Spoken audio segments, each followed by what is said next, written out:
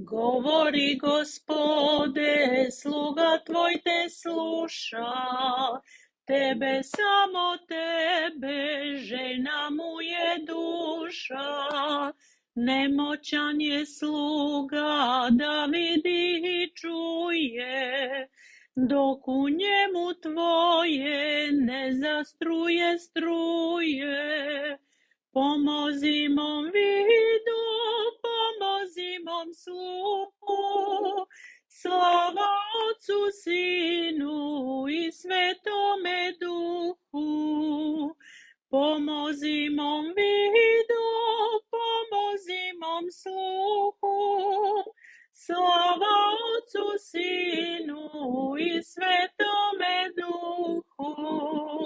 Govori Gospode, pre svršetka puta, da mi s pravog puta duša ne zaluta. Govori mi tiho, al nek bude jasno, govori preblagi dok ne bude kasno. Pomozi mom vidu, pomozi mom sluhu, slava Otcu, Sinu i Svetome Duhu. Pomozi mom vidu, pomozi mom sluhu, slava Otcu, Sinu i Svetome Duhu. Znam, govorio si, al opet govori, dok od tvojih reči srce se razgori, dok se vid otvori i sluh se osnaži. Ogovori, Oče, slugu tvog ublaži.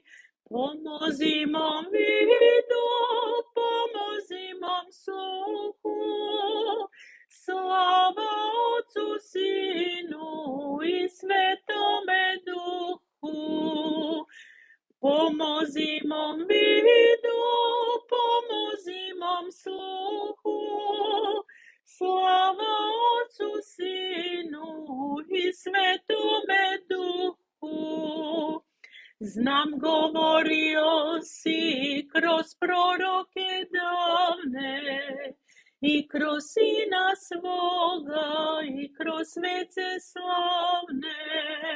A smiloj se crvu, govori ponovo, na jeziku tvome staro biva novo. Pomozi mom vidu, pomozi mom sluhu, slava Otcu, Sinu i Svetome Duhu. Pomozi mom vidu, pomozi mom sluhu, slava Otcu, Sinu i Svetome Duhu. Neka reči tvoje u meni zabruje, da tvoj sluga čuje i braći kazuje. Govori Gospode, sluga tvoj te sluša, tvoga slatkog glasa, željna mu je duša.